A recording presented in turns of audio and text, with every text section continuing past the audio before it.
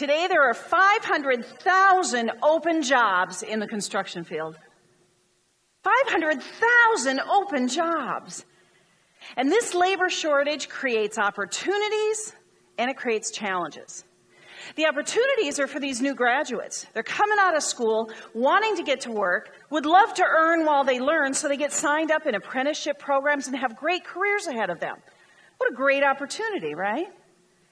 The challenge is for those construction companies.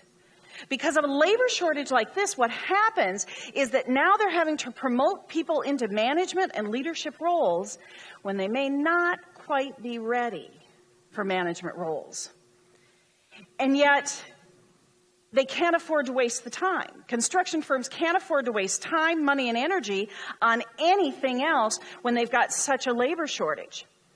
Brian Tracy is a personal effectiveness expert, and he says that 80% of the time that's wasted today is wasted because of poor communication. Now, part of this is because I said 40 and you thought I said 14. It happens, right? I didn't articulate, you didn't listen, mistakes happen. 80% of the mistakes are because of the poor communication.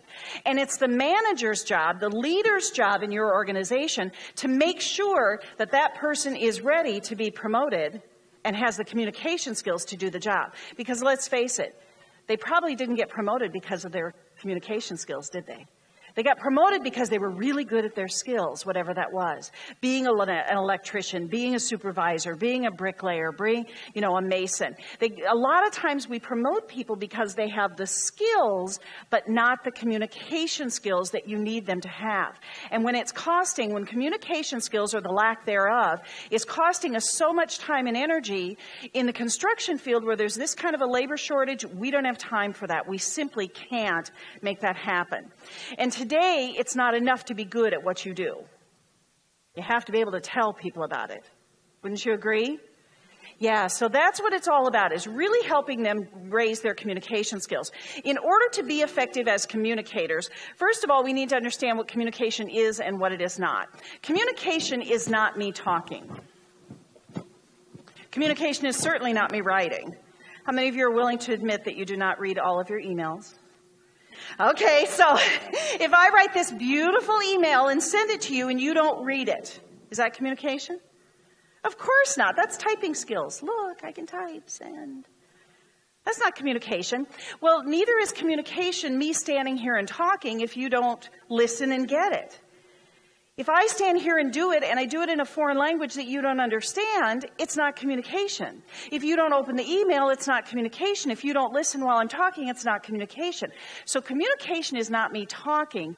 Communication is me saying what you need to hear in order to understand my message. Does that make sense? And in order to make that happen, we must have three things. And if we are failing any of these three things, we fail every time in our communication. So let's make sure that we have them.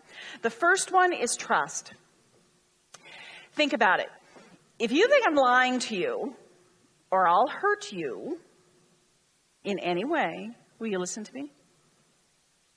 Of course. Well, if you do listen, what will you listen for? The lies, right? If you're not sure, take a look at any election process. You've got a candidate, right? And when your candidate's talking, what's going on in your head? Sounds good, right? Oh, this one's really smart. And the minute the other person starts talking, what do we start thinking? Liar.